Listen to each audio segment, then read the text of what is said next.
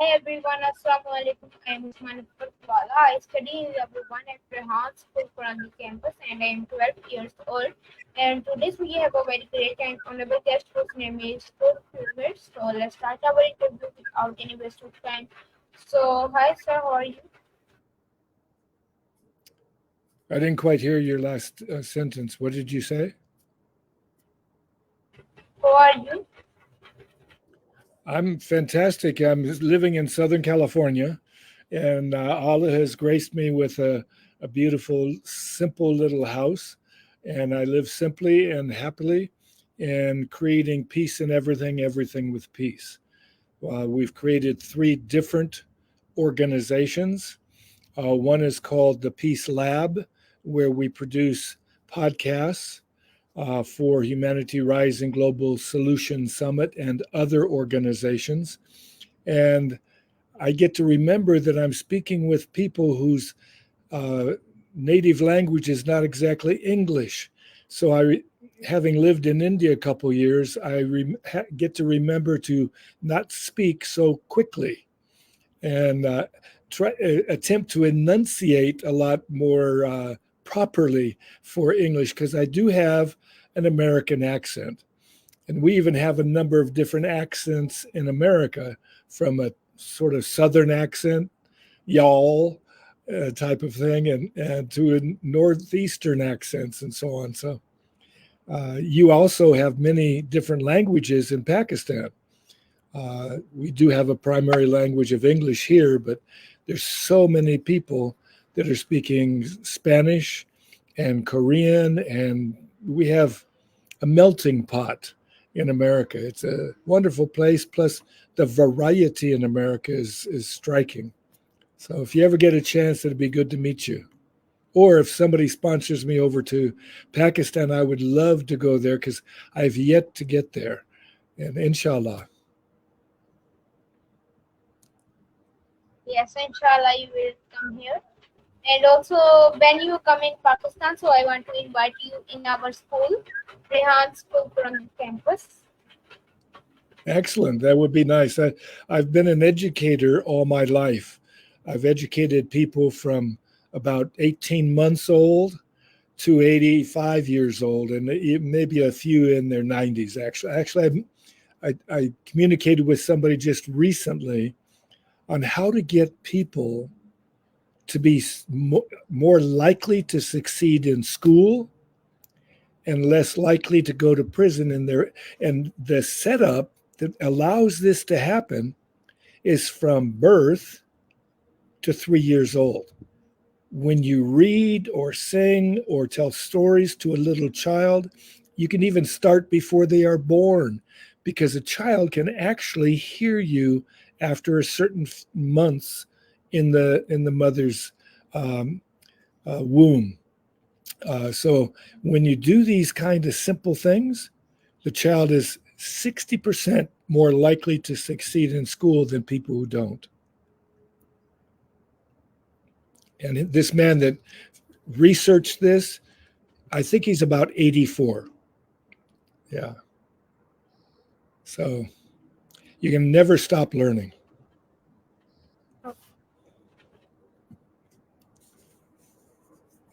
And what brings you joy in your life?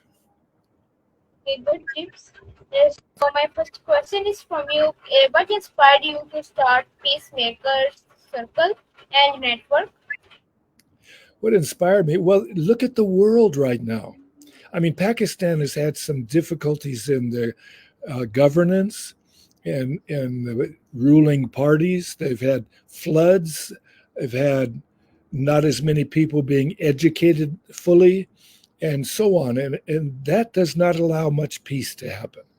There's so many things that could bring peace to life. And I have researched it over the past 50 years and found all over the world, because I've only been to 30 different countries. And I've taught at universities, I've taught at big institutes like the Institute of Sports Psychology in India. Uh, I've given keynote presentations at the Olympic Scientific Congress because I used to be also an athlete and I had 5 offices of the Institute of Sports Psychology all over the world.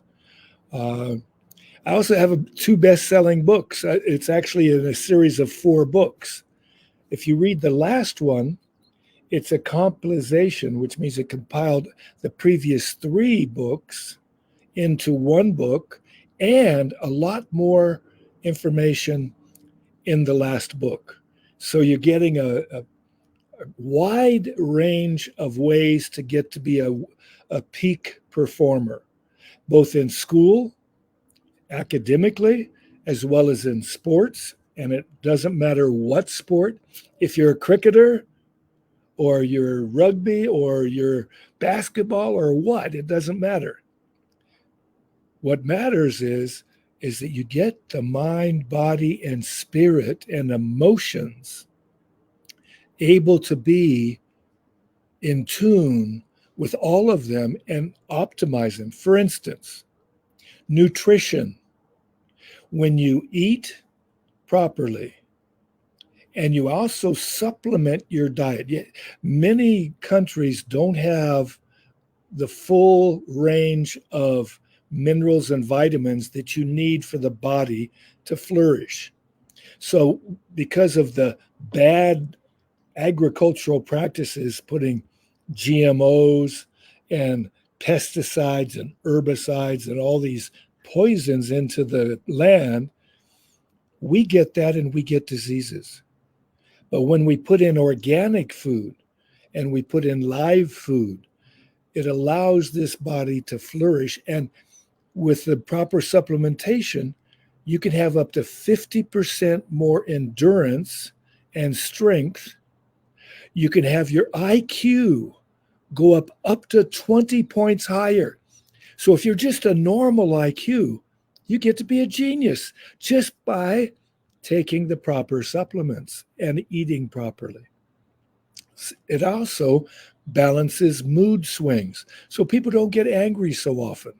That'd be a help in just about every family, much less every business, much less every school. So we have a really beautiful time now to change the world.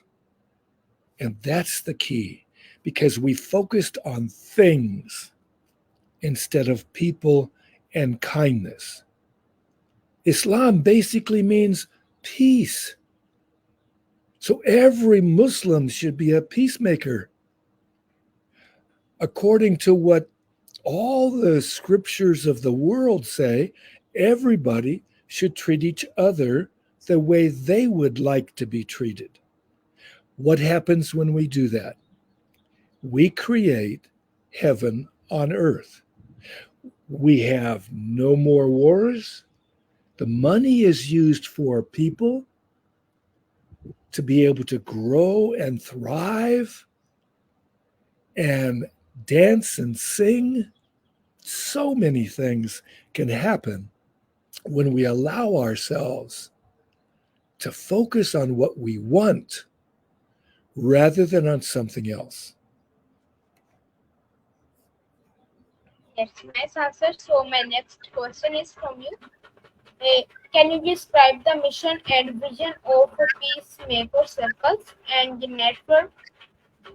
Yes, basically the vision for peace that Kurt has, it's not for everybody because everybody should have their own vision of peace. But mine is real simple because I believe total peace is possible. I am called to be peace in a way that excites in others their vision of peace, resulting in uniting as the powerful force in creating peace in everything, everything with peace. And that allows people to focus on their vision of peace as I focus on mine, and we come together like we just did now, and we share our idea of peace, and then I may able to offer you some ways to achieve your vision because of my long history in learning and practicing ways that bring peace. I'll give you an example. In 1977, before your parents were probably born, I got on a hijacked airplane when I left India after spending a year there. They had automatic weapons, hand grenades, and plastic explosives. It was not a nice place to be. We can't get out. You're in a plane flying.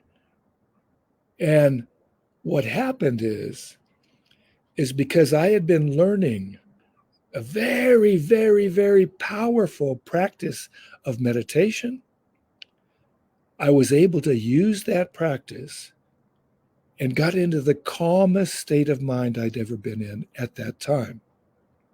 When we came in for a landing, an old lady who they put next to me because there was a door to the wing right next to her, and they knew she would not move very fast. And she started to breathe funny and shake. She was having a panic attack. And I grabbed her arm and I said, calm down. Everything will be okay. The Lord's taking care of us. I said Lord because I didn't know what her religious beliefs were. I could have easily said Allah. She calmed down. But God made me basically take it on. I started shaking and breathing funny. The hijackers pulled me out of my seat and threw me on the first class section on the floor. I stopped breathing. The lady above me says, help him. He's having a heart attack. I was only 33 years old. So ultimately, my mind started going crazy at that time. Is this shot going to hurt me? Is this going to hurt me? Is that? Oh. And then I saw what my mind was doing to me. And I remembered I can practice meditation. And I got back into that practice. And I was the first person let off the plane. Again, inshallah. God is so gracious. And so here we are. I get to be with you, sharing what I've learned over those 50 years, 60 years of life in regard to once I learned how to bring peace to life. And then I find all kinds of ways to bring peace to life. So if you're interested, you can get the fourth edition of the Winning Ways for Living book. And you will find there's many, many practices that deal with your body, like in nutrition, your mind, your spirit, and your emotions, to be able to refine them, getting them better and better. And that's why we go to school and so on. But this works at something school does not usually approach. And when we get to be able to open to the creativity, because school reminds you to be able to remember things. Well, you have an incredible memory. It's right in your hand. You don't need the left brain so much, but you do need the right brain so much. The right brain is your open, intuitive, inspiring, creative part of your neocortex, your new brain. So when you activate that or you open it up, you get so much more than you can imagine. And that's why it's really good to apply what you can learn from people like me, from books that are like that book. I can refer you to so many things, both for the agriculture of Pakistan, to make it stop having so many floods, to make it have so that the climate is reduced in regard to the severity of the climate, and so on and so forth.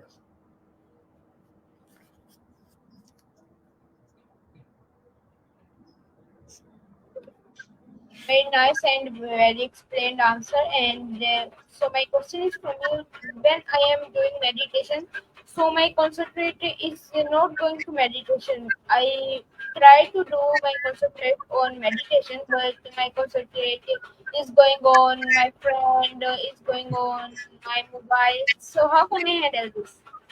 Okay, I will tell you because I'm used to putting things in chats, but because I put links to things that are useful, and I can send you in the other way on Facebook or whatever ways to be able to uh, meditate using your body, your emotions, your mind, and your spirit, opening to the spirit. When you do that, it causes what's called muscle memory. So imagine when you rock back and forth like this. As you're bending backwards, breathe in. As you're bending forwards, breathe out. But we're going to give something for the mind and emotions to think about. So, how is it that your mind and emotions are affected? You can say peace in everything, everything with peace. Now, you get to practice this with me. Come on. Peace in everything, everything with peace. You touch your heart with your fingers and your fingers with your heart.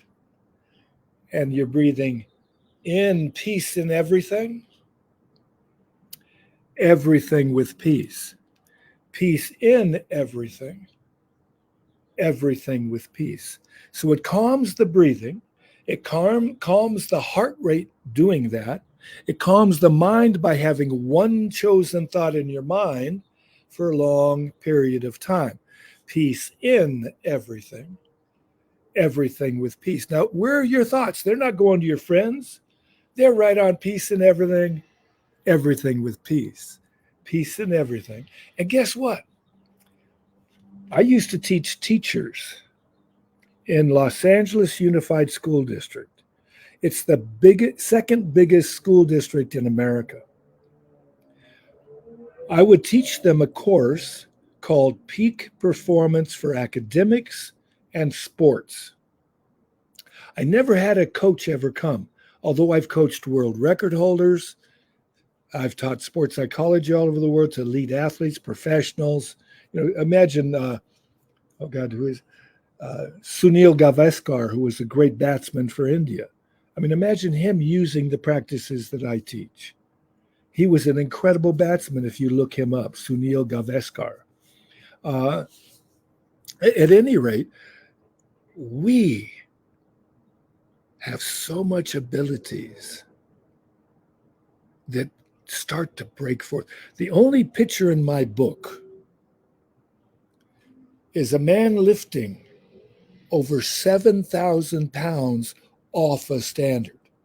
It was on a standard, so he's got his arms straight and he uses his legs to stand up totally. And he gets it off about this far off the standard. But there's 3,000 pounds. There's like 30 weights that are big, big weights on each side of that barbell. And when you see that picture, he was over 60 years old. He did it 3 times after midnight. What can't you do? Women have picked up a car when they've had their child pinned underneath it. They not only pick up the car, not all of them, some of them do. They not only pick up the car, but then they hold the car with one hand and pull the child from underneath it with the other. How do they do that? Physically, it's impossible, according to physiologists, but that's using normal science. When I was at the Olympic Scientific Congress in Seoul, Korea in 1988, I gave a presentation on fitness for the 21st century. And in that presentation, it talked about technology that in those days was way advanced. And now people are using the technology that I was bringing forth 40 years ago. And people are doing more advanced things, and I know those advanced things, and I incorporate it into peak performance training. I've worked with PepsiCo, which is Pepsi is a big soft drink in America. It's like Coca-Cola. It's like Fanta and so on in other places. So big corporations. I've worked with IBM. I can work with corporations in Pakistan. The creativity jumps, the missing work lowers so much because people are healthier. They're not stressed out. They are more attentive. They have better concentration. Everything is so much better with that kind of an experience. We are so lucky today to be able to be the people who care enough to share what works so other people can thrive. That's what I can look down at my feet almost is Mother Earth. Under this top of the soil is a whole layer of what's called topsoil. That microbiome, that small living elements like the bugs and the all the different things that are under the earth, they create all the food for us. I have a big tree. It's called a zapote tree right here. It's a fruit tree.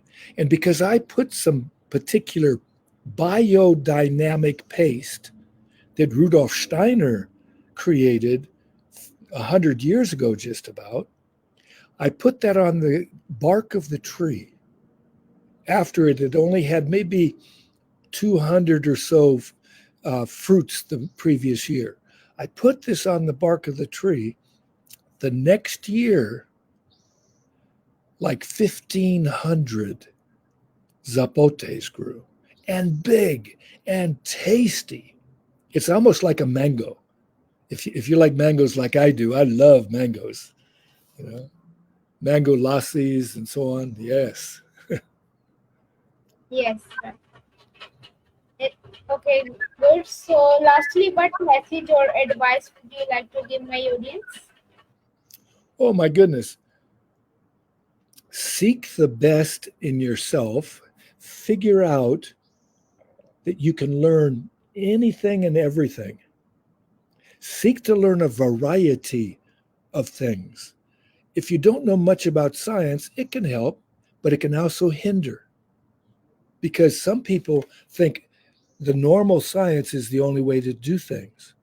And yet, if I have somebody hold their arm out like this, and they're super strong, and I can hang on their arm, they hold their hand here, and I can hang on their arm because they're so strong, and I do one thing. I cut their energy. I can use it with my mind or my hand.